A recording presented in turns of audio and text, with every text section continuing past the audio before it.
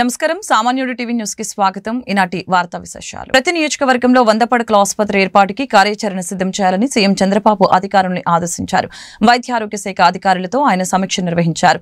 అవసరాన్ని బట్టి PHC, సీహెచ్సీలో virtual వైద్య సేవలు అందించాలని చెప్పారు. రాష్ట్రంలో కొత్తగా 13 డీ అడిక్షన్ సెంటర్లను ఏర్పాటు చేయాలని సీఎం చంద్రబాబు ఆదేశించారు. Amaravati mega global medicity project ఏర్పాటుకి చర్యలు చేపట్టాలని అన్నారు. రాజమహేంద్రవరంలో ఫార్మసీ విద్యార్థిని నాగాంజలి ఆత్మహత్య దురదృష్టకరమని AP deputy CM Pawan Kalyan తెలిపారు. విద్యార్థిని కుటుంబానికి ప్రభుత్వం అండగా ఉంటుందని చెప్పారు. ఆమె ఆత్మహత్యకి కారకుడిపై చట్ట ప్రకారం చర్యలు తీసుకుంటామని చెప్పారు. నాగాంజలి సూసైడ్ నోటు మేరకు ఇప్పటికీ ఆసుపత్రి ఏజీఎం దీపక్ ని పోలీసులు అరెస్టు చేసినట్లు పవన్ తెలిపారు. విద్యార్థినులు యువతల రక్షణకి ప్రభుత్వం చర్యలు తీసుకుంటుందని చెప్పారు. ఫార్మసీ విద్యార్థిని నాగాంజలి మృతి పట్ల హోంమంత్రి అనిత స్పందించారు. ఆమె మృతి బాధాకరమని చెప్పారు. నాగాంజలిని కాపాడేందుకు వైద్యులు ఎంతో ప్రయత్నించారు. కాపాడాలని తపన మాది. సవ రాజకీయాలు చేయాలని ఆతృత విపక్షాలది అని మండిపడ్డారు. నాగాంజలి కుటుంబానికి అండగా ఉంటామని, వారికి అన్ని విధాల న్యాయం చేస్తామని మంత్రి తెలిపారు.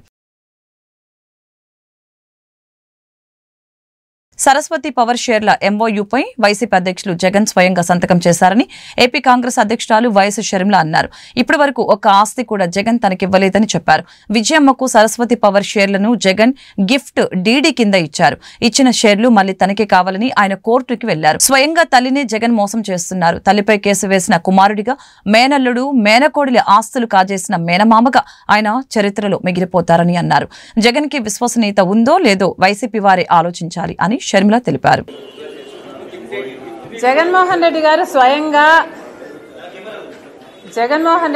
స్వయంగా ఎంఓయూలో సంతకం పెట్టారు.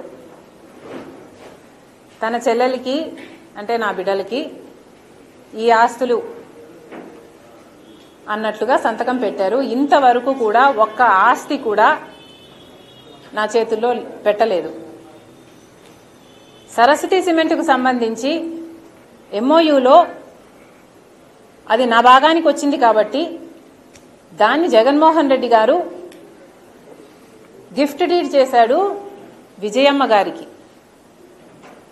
నాకు కాదు. గిఫ్ట్ ఇచ్చేశాక షేర్స్ని ఇప్పుడు జగన్మోహన్ రెడ్డి గారు తల్లి మీదనే కేసు వేసి ఇచ్చిన షేర్లని నాకు మళ్ళీ వెనక్కి కావాలి అని అడుగుతున్నారు. ఇది జగన్మోహన్ రెడ్డి గారు ఆయన తల్లికి చేస్తున్న మోసం. జగన్మోహన్ రెడ్డి గారు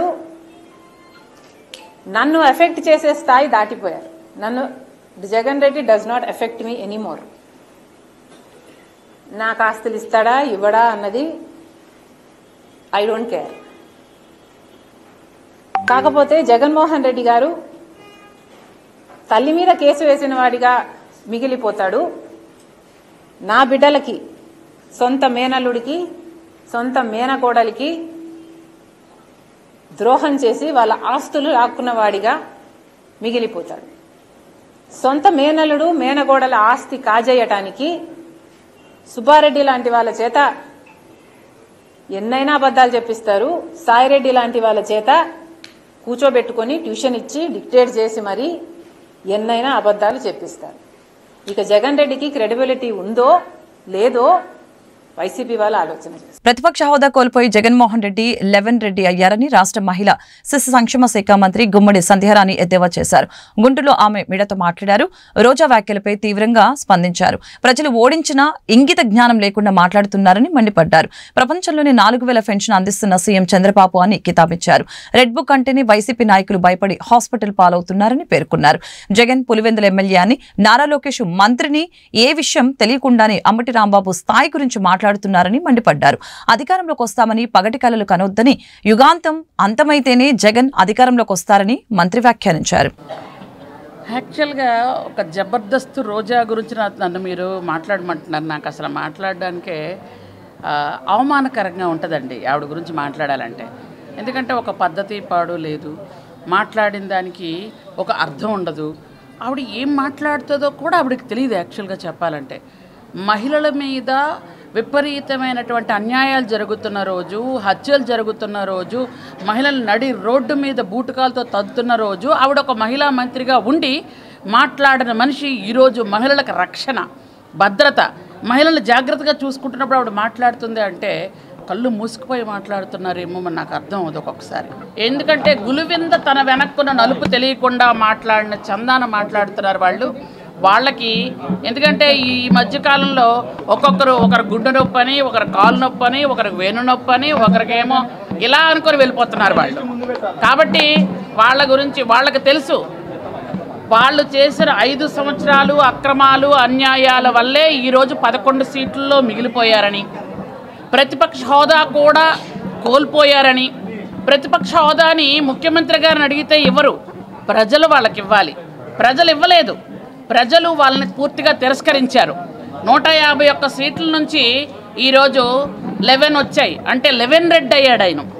ఈ 11 రెడ్ అయ్యాక కూడా ఇంకా బుద్ధి రాలా, అసెంబ్లీకి రావట్లేదు. వచ్చి కొంతమంది ఎమ్మెల్యేలు వచ్చి దొంగచాటుగా వచ్చి సంతకాలు పెట్టి వెళ్తున్నారు, ఎందుకంటే పదవులు పోతాయని. ఈ విధంగా ఉన్నారు. వాళ్ళు ఏమంటారంటే మాకు ప్రతిపక్ష హోదా ఇవ్వలేదు అంటారు. మరి అక్కడ శాసన మండలిలో ప్రతిపక్ష హోదాతో బొత్స సత్యనారాయణ గారికి ఇవ్వడం జరిగింది. ఎవరిచ్చారు అక్కడ? ముఖ్యమంత్రి గారు ఇచ్చారా? ప్రజలు ఇచ్చారు. అక్కడ మీకు స్థానాలు ఉన్నాయి కాబట్టి అక్కడ వచ్చింది, ఇక్కడ మీకు స్థానాలు లేవు కాబట్టి రాలేదు. అది కూడా ఇంగిత జ్ఞానం లేని మనుషుల గురించి మనం ఏం మాట్లాడతాం చెప్పండి. కాబట్టి ప్రజలు గమనించారు, ప్రజలన్నీ తెలుసుకున్నారు. తెలుసుకోబట్టే ఈరోజు మాకు నిండు మనసుతో 164 సీట్లతో దీవించారు.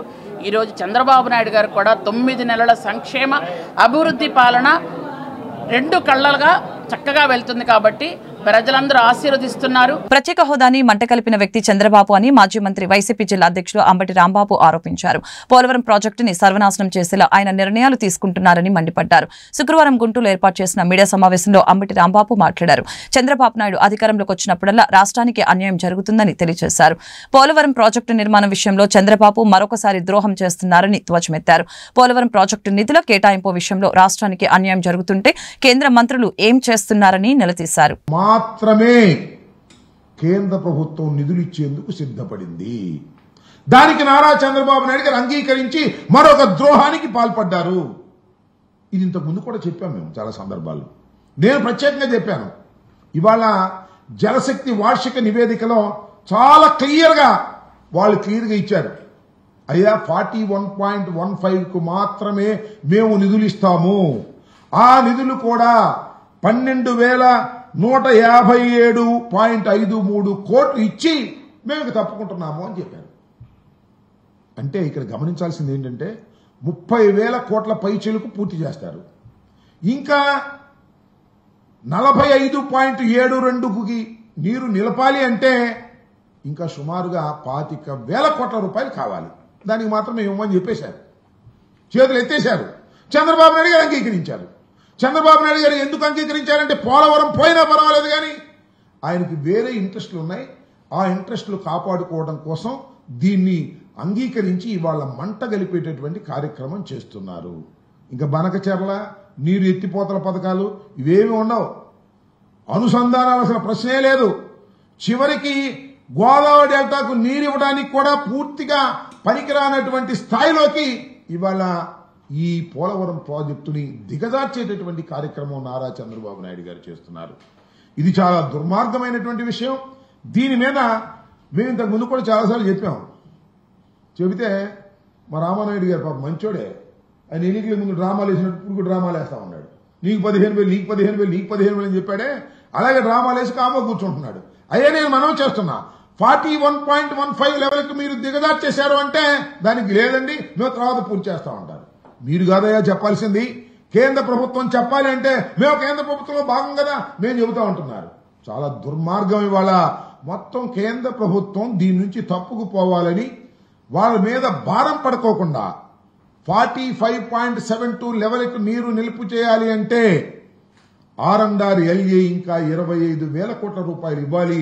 ఆ 25 కోట్ల రూపాయలు ఇవ్వకోకుండా ఎగ్గొట్టేందుకు ఇవాళ చాలా క్లియర్గా వారు వార్షిక నివేదికలు చాలా వివరంగా చెప్పేశారు. అయ్యా మేము 41.15కు సంబంధించినటువంటి డబ్బులు మాత్రమే మేము ఇవ్వడానికి సిద్ధంగా ఉన్నాము. దీనికి కావాల్సినటువంటి 12,157.53 కోట్ల రూపాయలు ఇచ్చేశాము. ఇక మీరు సర్దుకోమని చెప్పేటటువంటి పరిస్థితికి వచ్చారు. గత వైసీపీ ప్రభుత్వం అంగన్వాడీ కేంద్రాల్లో నాసిరకం ఆహారం అందించిందని రాష్ట్ర మహిళా శిశు సంక్షేమ శాఖ మంత్రి గుమ్మడి సంధ్యారాణి ఆరోపించారు. సమయపాలన పాటించని అంగన్వాడీ కేంద్రాలపై చర్యలు తీసుకుంటామని హెచ్చరించారు. కూటమి ప్రభుత్వ పాలనలో అంగన్వాడీ కేంద్రాల్లో పౌష్టికాహారంతో పాటు మెరుగైన మౌలిక సదుపాయాలు కల్పించామని చెప్పారు. గుంటూరులో మంత్రి మీడియాతో మాట్లాడారు. అంగన్వాడీ కేంద్రాలపై ఫిర్యాదు వస్తే విచారణ జరిపించి యాక్షన్ తీసుకుంటామని చెప్పారు. స్థలాలు ఉంటే అంగన్వాడీ కేంద్రాలని నిర్మిస్తామని పేర్కొన్నారు. అంగన్వాడీ కార్యకర్తలపై రాజకీయ కక్ష సాధింపులకి పాల్పడిన దాఖలాలు లేవని చెప్పారు. సోదరులు యాక్చువల్గా ఏంటంటే గత ప్రభుత్వంలో ఉన్నటువంటి విరిగిపోయిన పాలు కానీ కరిగిపోయిన గుడ్లు కానీ ఇప్పుడు లేవు. కావాలంటే మీరు చూడండి. గత ప్రభుత్వంలో విరిగిపోయిన పాలు కరిగిపోయిన గుడ్లు చెక్కీలు నాసిరకం వచ్చాయి. ఇప్పుడు అన్నీ మార్చాం. మీరు కావాలంటే ఎంక్వైరీ చేయొచ్చు. అలాగే అంటే ఒక వారం రోజుల క్రితం 940 అంగన్వాడీ టీచర్లు ఆయాలు పోస్టులు కూడా అనౌన్స్ చేయడం జరిగింది. కొన్ని సెంటర్స్లో లేరు అని అవి కూడా అనౌన్స్ చేసాం. అలాగే కొత్తగా 184 అంగన్వాడీ సెంటర్స్ కూడా శాంక్షన్ చేసాం. మేము వచ్చిన తరువాత మీ ప్రతి సెంటర్లో కూడా టైమ్స్ పాటించమని చెప్తున్నాం. ఇక్కడ మా సెక్రటరీ గారు కూడా ఉన్నారు కాబట్టి చెప్తున్నాను. ఎక్కడైనా టైములు పాటించట్లేదని కానీ అంగన్వాడీ సెంటర్ ఓపెన్ చేయలేదని కానీ ఎక్కడైనా పిల్లల్ని జాగ్రత్తగా చూసుకోవట్లేదని కానీ శుభ్రంగా లేదని కానీ వచ్చినట్టయితే ఖచ్చితంగా తగు చర్యలు తీసుకోబడతాయి. ఖచ్చితంగా దాని మీద క్విక్ రియాక్షన్ ఉంటుంది. ఎందుకనంటే మీకు అది కూడా చెప్తున్నాను. ఈ మధ్య కాలంలోనే మొత్తం పీడీలందరినీ కూడా చేంజ్ చేసాం. ఎందుకనంటే చాలా రోజుల నుంచి చేంజ్ కూడా చేయలేదు అని మళ్ళీ చేంజ్ చేయడం కూడా జరిగింది. 26 జిల్లాల పీడీలు కూడా మారారు. త్వరలో సిడిపి వాళ్ళని కూడా కొంతమంది ట్రాన్స్ఫర్స్ కూడా ఉంటాయి ఖచ్చితంగా. ఎందుకంటే ఈ ప్రభుత్వం వచ్చిన తర్వాత, ఎందుకంటే ఒక మాట అనేసారు 9 నెలల్లో ఏం జరగలేదని. ఈ ప్రభుత్వం వచ్చిన తరువాత ప్రతి అంగన్వాడీ సెంటర్కి మంచినీళ్ళు ఇవ్వాలి అనే ఉద్దేశంతో 17,000 రూపాయలు శాంక్షన్ చేసాం. ఒక టాయిలెట్ కట్టాలి అని 33,000 రూపాయలు శాంక్షన్ చేసాం. అంటే ప్రతి సెంటర్కి 52,000 శాంక్షన్ చేస్తూ వస్తున్నాం. అలాగే అక్కడ ఆట వస్తువులు, ఆట బొమ్మలు, ఎవరికైతే పర్మనెంట్ బిల్డింగ్స్ ఉన్నాయో వాళ్ళకి పిల్లలకి ఆట వస్తువులు, ఒక టీవీ, అక్కడ ఉన్నటువంటి పిల్లలకు చిన్న చిన్న బుల్లి చైర్స్ ఇవన్నీ కొనాలనే ఉద్దేశంతో ప్రతి సెంటర్కి 1,00,000 రూపాయలు శాంక్షన్ చేయడం జరిగింది. అలాగే అంగన్వాడీ టీచర్స్ ఎవరైతే ఉన్నారో వాళ్ళందరికీ కూడా యూనిఫామ్ ఇస్తున్నాం. అక్కడ ఉన్నటువంటి ఆయాకు కూడా యూనిఫామ్ ఇస్తున్నాం. అక్కడ పిల్లలకి వాళ్ళు పౌష్టికాహారం పెట్టాలన్న ఉద్దేశంతో అక్కడ వాళ్ళకి స్థలం ఉంటే వాళ్ళకి ఆకుకూరలు పెంచుకోవటం కానీ పూల మొక్కలు పెంచుకోవడం కానీ ఇవి కూడా ఈ మధ్యకాలంలో డబ్బులు ఇచ్చాం. ఎందుకంటే మీకు ఈ 9 నెలల్లో చాలా వరకు సెంటర్స్ మారుతున్నాయి. ఇంకా మారని సెంటర్స్ ఉంటే వాటిపై దృష్టి పెడతాం. ఖచ్చితంగా ఎవరైనా కంప్లైంట్ చేసినా ఏ ప్రజాప్రతినిధి కానీ అది. గుంటూరు నగరంలో ఎమ్మెల్సీ ఆలపాటి రాజేంద్ర ప్రసాద్ జన్మదిన వేడుకలు శుక్రవారం ఘనంగా జరిగాయి. ఈ సందర్భంగా గుంటూరు తూర్పు ఎమ్మెల్యే మహమ్మద్ నజీర్ ఆలపాటి రాజేంద్ర ప్రసాద్ ని కలిసి జన్మదిన శుభాకాంక్షలు తెలిపారు. ఆయన నిండు నూరేళ్లు ఆయురారోగ్యాలతో పాటు అష్టైశ్వర్యాలతో తొలుతూగాలని ఆకాంక్షించారు. రాజకీయ రంగంలో ఆలపాటి రాజేంద్ర ప్రసాద్ ఉన్నత శిఖరాలు అధిరోహించాలని అభిలాషించారు. ఎమ్మెల్యేతో పాటు గుంటూరు తూర్పు నియోజకవర్గ టీడీపీ నాయకులు ఆలపాటి రాజాకి జన్మదిన శుభాకాంక్షలు తెలిపారు.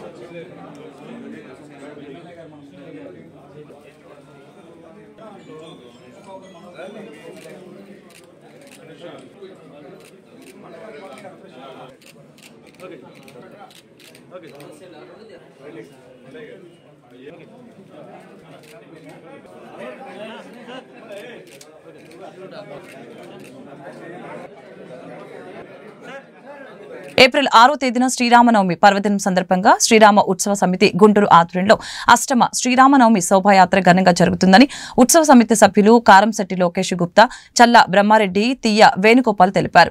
ఆదివారం ఉదయం 9:11 గుంటూరు బృందావన్ గార్డెన్స్ శ్రీ వెంకటేశ్వర స్వామి దేవాలయం నుంచి ఈ శోభాయాత్ర ప్రారంభమై నగర పురవీధుల మీదుగా ఆరగ్రహారం శ్రీరామనవమి క్షేత్రం వద్ద ముగుస్తుందని చెప్పారు. గురువారం ఏర్పాటు చేసిన మీడియా సమావేశంలో ఈ శోభాయాత్రకు సంబంధించిన పోస్టర్ ని శ్రీరామ ఉత్సవ సమితి సభ్యులు ఆవిష్కరించారు. ఈ మేరకు వారు మీడియాతో మాట్లాడారు. ఈ శోభాయాత్రలో హిందూ బంధువులందరూ కూడా పాల్గొని విజయవంతం చేయాలని పిలుపునిచ్చారు. జై శ్రీరామ్.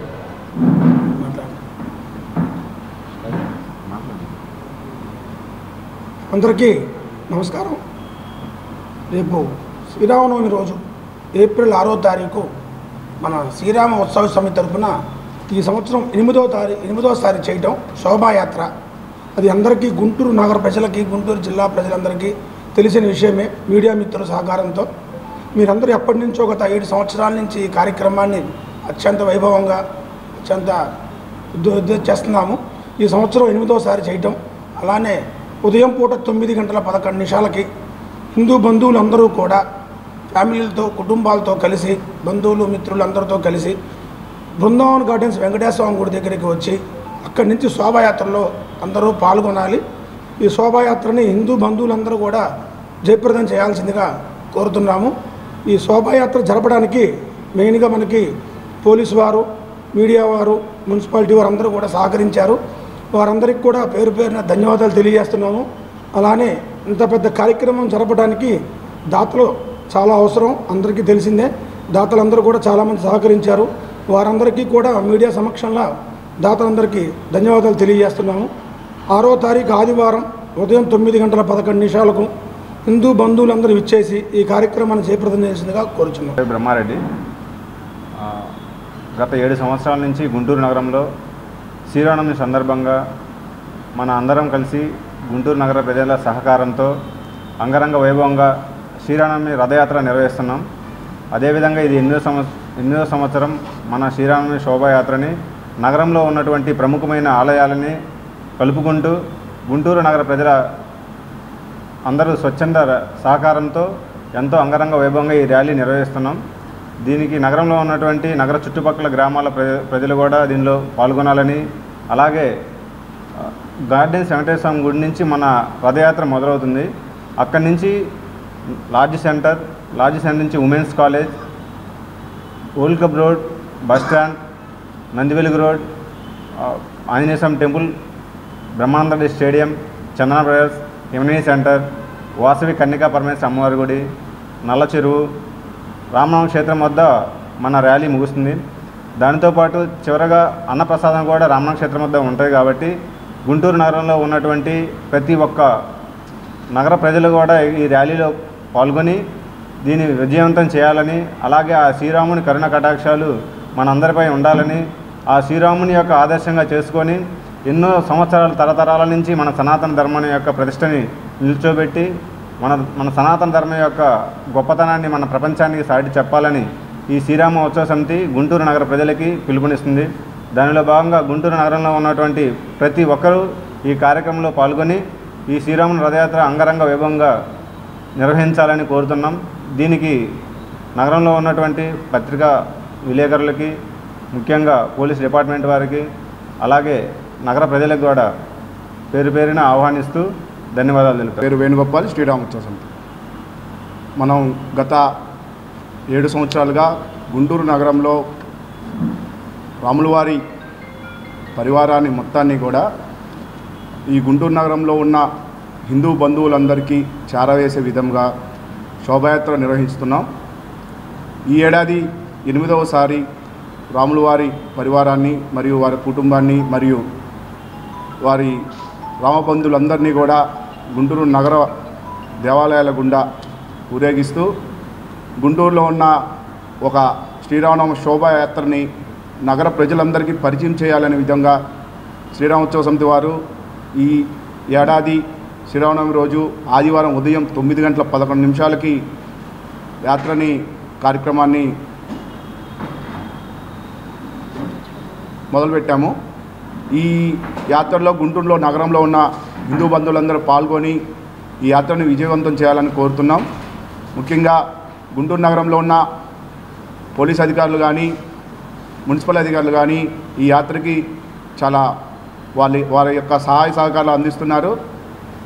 గత 7 ఏళ్ళుగా ఏదైతే సహాయ సహకారాలు అందిస్తున్నారో ఈ ఏడాది కూడా అంతకంటే ఎక్కువగా వీరందరూ కూడా ఈ రథయాత్రకి సహకారాలు అందించి ఈ యాత్రని విజయవంతం చేయవలసిందిగా కోరుచున్నాము. అయోధ్య రాములవారి దేవాలయం ప్రతిష్ఠించబడి సంవత్సరం గడిచిన వేళ మన నగరంలో 8వసారి వస్తున్న ఈ రథోత్సవానికి గుంటూరు నగరంలో ఉన్న హిందూ బంధువులందరూ హాజరై ఆ రాములవారి కరుణా కటాక్షాలని మీ అందరికీ చేరవేసే విధంగా శ్రీరామోత్సవ సమితి వారు మరొకసారి మీ అందరికీ పిలుపునిస్తుంది. ఈ ఆదివారం ఉదయం 9 గంటలకి బృందావన్ గార్డెన్స్లో మొదలయ్యే ఈ యాత్రలో పాల్గొనాలని మరొకసారి శ్రీరామ్ ఉత్సవ సమితి తరఫున ఆహ్వానం పలుకుతున్నాం. జై శ్రీరామ్, జై జై శ్రీరామ్. మహిళల రక్షణకి కూటమి ప్రభుత్వం కట్టుబడి ఉందని గుంటూరు పశ్చిమ ఎమ్మెల్యే గల్లా మాధవి స్పష్టం చేశారు. మహిళలకి రక్షణపరమైన భద్రత కల్పించేందుకే సఖీ నివాస్ ఏర్పాటు చేశామని చెప్పారు. గుంటూరు మహిళాభివృద్ధి శిశు సంక్షేమ శాఖ ప్రాంగణంలో నూతనంగా నిర్మించిన సఖీ నివాస్ ప్రారంభోత్సవంలో మంత్రి గుమ్మడి సంధ్యారాణితో కలిసి ఎమ్మెల్యే గల్లా మాధవి పాల్గొన్నారు. ఈ మేరకు ఎమ్మెల్యే మాట్లాడారు. వసతి విషయంలో ప్రైవేట్ హాస్టల్స్ దీటుగా సఖీ నివాస్ ఉంటుందని చెప్పారు. తక్కువ రెంటుతో ఈ వసతి గృహాన్ని మహిళలకి అందుబాటులో ఉంచామని చెప్పారు. కార్యక్రమంలో జిల్లా కలెక్టర్ నాగలక్ష్మి తదితరులు పాల్గొన్నారు. మహిళా శిశు సంక్షేమ శాఖ మంత్రి గారు గుమ్మడి సంధ్యారాణి గారు ఆధ్వర్యంలో మన నగరం పాలెంలో ఉన్న మహిళా ప్రాంగణంలో ఉన్న సఖీ నివాస్ని ఓపెన్ చేసుకోవడం జరిగింది. ఇటు కలెక్టర్ గారి ఆధ్వర్యంలో, అదేవిధంగా సెక్రటరీల గారి ఆధ్వర్యంలో ఈరోజు అందరం కూడా ఎప్పటి నుంచో ఇది ముందుకు వెళ్ళని ఒక భవనం, ఆ భవనాన్ని ఈరోజు చాలా ప్రతిష్టాత్మకంగా ఓపెన్ చేసుకోవడం జరిగింది. మరి గత ప్రభుత్వ నిర్లక్ష్యానికి ఇది కూడా ఒక తార్కాణం. మహిళలే మా చెల్లెమ్మలు, అక్క చెల్లెళ్ళు అని చెప్పుకుంటూ ముందుకు వెళ్తున్న గత ప్రభుత్వ నాయకులందరూ కూడా ఇది ఒకసారి చూడాల్సిన అవసరం కూడా ఉంది. మరి ఇన్ని రోజులుగా ఎందుకు దీనికి నిర్లక్ష్యంగా వదిలేశారో మనం ఆలోచించుకోవాల్సిన అవసరం ఉంది. అయితే మహిళల అభివృద్ధి, వారి శ్రేయస్సే ధ్యేయంగా కూటమి ప్రభుత్వం పనిచేస్తుంది. మాన్య ముఖ్యమంత్రి నారా చంద్రబాబు నాయుడు గారు ఎప్పుడు కూడా మహిళలకి వారి యొక్క శ్రేయస్సు కోసం పెద్దపీట వేస్తూ ఉన్నారు. దానికోసమే ఎన్నో రకాలైన చర్యలు తీసుకుంటా ఉన్నారు. అందులో భాగంగానే ఈరోజు ఈ సఖీ నివాస్ ఒకటి. మరి ఆడపిల్లలు చదువుకుంటున్నారు, ప్రాంతం కాని ప్రాంతంకి వెళ్ళి వారు ఉద్యోగ రీత్యా ఉండాల్సిన అవసరం వస్తుంది. అలాంటి క్రమంలో ఎక్కడో ప్రైవేట్ రంగంలో ఉన్న హాస్టల్స్లో ఉండాల్సిన అవసరం కూడా ఉంటుంది. కాబట్టి దాన్ని గుర్తించి ఈరోజు ప్రభుత్వం తరపున ఈ యొక్క hostels, women hostels, working hostels ఉండాల్సిన అవసరం ఎంతైనా ఉంది అని చెప్పి గుర్తించి ఈ యొక్క హాస్టల్స్ని రూపకల్పన చేసుకోవడం జరిగింది. అయితే ఇది చాలా అత్యాధునికంగా ప్రైవేట్ హాస్టల్స్కి దీటుగా ఈరోజు గవర్నమెంట్ నుంచి చాలా చక్కగా ఈ గవర్నమెంట్ ఉమెన్స్ హాస్టల్ ఓపెన్ చేసుకోవడం జరిగింది. ఇటు సెక్యూరిటీ పరంగా బయోమెట్రిక్ దగ్గర నుంచి కూడా ప్రతిదీ సీసీ కెమెరాస్తో సహా అన్నీ ఏర్పాటు చేసుకొని వాళ్ళ రక్షణే ధ్యేయంగా, వాళ్ళ శ్రేయస్సే ధ్యేయంగా ఇక్కడ సిబ్బంది కూడా పనిచేస్తూ ఉన్నారు. మరి బయట మనం తీసుకుంటే దాదాపుగా 6-7 వేలు లేనిదే ఒక వర్కింగ్ ఉమెన్స్ రూమ్ దొరకడం చాలా దుర్లభం. అలాంటిది ఏసీ రూమ్స్ అత్యంత తక్కువ ధరలకే ఈరోజు అందుబాటులోకి తేవడం. మీరు ఒకసారి ప్రాంగణం అంతా చూసుకుంటే మరి చాలా చక్కగా హైజీనిక్ హెల్త్ కిచెన్ ఉంది, అదేవిధంగా రీక్రియేషన్ రూమ్ ఉంది, ఎన్నో రూమ్స్ కూడా ఉన్నాయి, సింగిల్ రూమ్స్, డబుల్ రూమ్స్, ఇలా షేరింగ్ రూమ్స్ ఉన్నాయి. సో మహిళలు ఎంత దూరంగా వాళ్ళు వెళ్ళి కష్టపడి వస్తున్నప్పుడు వాళ్ళు సేద తీరడం కోసం అదేవిధంగా చాలా రక్షణాత్మకంగా ఈ యొక్క ఉమెన్స్ హాస్టల్ని ఏర్పాటు చేసుకోవడం జరిగింది. మరి గౌరవ మంత్రివర్యుల ఆధ్వర్యంలో ఈ యొక్క సఖీ నివాసులు రాష్ట్ర వ్యాప్తంగా ఎన్నో ప్రారంభించుకోబోతా ఉన్నాము. అందులో ఈ నగరం పాలెం గుంటూరు పశ్చిమ నియోజకవర్గంలో ఈరోజు ఓపెన్ చేసుకోవడం నిజంగా చాలా సంతోషదాయకంగా ఉంది. అండ్ సంధ్యారాణి గారి ఆధ్వర్యంలో ఇప్పటికే ఎన్నో సంక్షేమ కార్యక్రమాలు. మహిళల రక్షణ భద్రత కోసం రాష్ట్ర ముఖ్యమంత్రి నారా చంద్రబాబు నాయుడు అనేక కార్యక్రమాలు అమలు చేస్తున్నారని రాష్ట్ర శిశు సంక్షేమ శాఖ మంత్రి గుమ్మడి సంధ్యారాణి తెలిపారు. ఇందులో భాగంగానే సఖీ నివాస్ పేరుతో 53 వర్కింగ్ విమెన్ హాస్టల్స్ ఏర్పాటు చేస్తున్నామని చెప్పారు.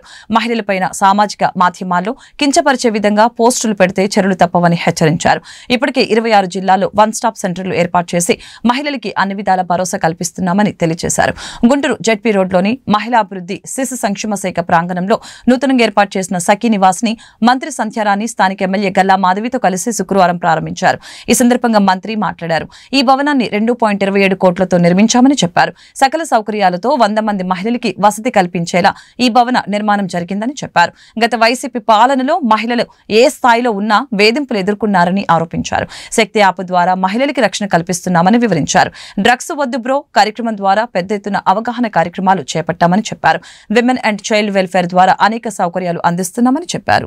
మహిళల రక్షణ కోసం, మహిళల భద్రత కోసం, మహిళలు సేఫ్గా ఉండాలి అని ఆలోచనతో గౌరవ ముఖ్యమంత్రి వర్యులు నారా చంద్రబాబు నాయుడు గారు మహిళల కోసమే ప్రత్యేకంగా కొన్ని ఏర్పాట్లు చేయడం జరుగుతుంది.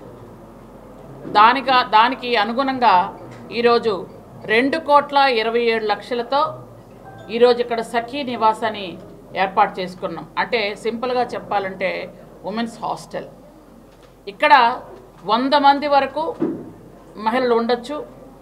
చదువుకున్న మహిళలు కానీ, వర్క్ చేస్తున్న మహిళలు కానీ, ఒంటరిగా ఉన్న మహిళలు కానీ, ఎవరైనా సరే ఇక్కడ ఇంతకు పూర్వం ఎన్నడూ లేని విధంగా ఏసీ రూమ్స్తో ఏర్పాటు చేసాం. ఇంతకు పూర్వం ఏంటంటే ఒక డార్మెంటరీ ఉండేది, రూమ్స్ చాలా తక్కువగా ఉండేవి. కానీ ఇప్పుడు అలా కాకుండా ఆధునికమైనటువంటి పరికరాలతో, ముఖ్యంగా అందరూ కూడా ఎక్కువ ఫ్లెక్సిబిలిటీ కోరుకుంటున్నారు. మీకు అందరికీ తెలుసు, సదుపాయాలు కూడా ఎక్కువగా ఉంటే బాగుంటుందనే ఆలోచనలో ఉన్నారు. కాబట్టి ఈరోజు ఏసీ రూములతో, అలాగే టీవీ, మంచి భోజనం, అలాగే సపరేట్గా వాళ్ళు వైఫై కానీ, అలాగే ఇంటర్నెట్ సదుపాయంతో అన్ని విధాలుగా ఇక్కడ ఈ హాస్టల్ సఖీ నివాస్ని ఏర్పాటు చేసుకోవడం జరిగింది. అలాగే ఇవి 53 మొత్తం మన ఆంధ్రప్రదేశ్లో ఏర్పాటు చేయడానికి మేము నిర్ణయించుకున్నాం. ఆల్రెడీ 23 వివిధ జిల్లాల్లో ఉన్నాయి. ఇంకా 30 అతి త్వరలో మేము స్టార్ట్ చేస్తామని మీ అందరికీ తెలియజేసుకుంటూ, మీ అందరికీ తెలుసు మహిళల తాలూకా భద్రత, రక్షణ ముఖ్యమని చాలా జాగ్రత్తలతో వెళ్తున్నటువంటి ప్రభుత్వం ఇది మంచి ప్రభుత్వం, మీ అందరికీ ముందుగానే తెలుసు. గౌరవ ముఖ్యమంత్రి చంద్రబాబు నాయుడు గారు మహిళల మీద ఎక్కడైనా ఈ మధ్యకాలంలో మీరు చూస్తున్నారు, వాట్సాప్లో కానీ ఫేస్బుక్లో కానీ, అంటే ఇట్లాంటి సామాజిక మాధ్యమాల్లో ఎక్కడైనా మహిళల్ని కించపరిచే విధంగా ఉంటే వెంటనే దానికి చర్య ఉంటుంది. ఈ వార్తలు ఇంతటితో సమాప్తం. మరొక బులెటిన్లో మళ్ళీ కలుద్దాం. నమస్కారం.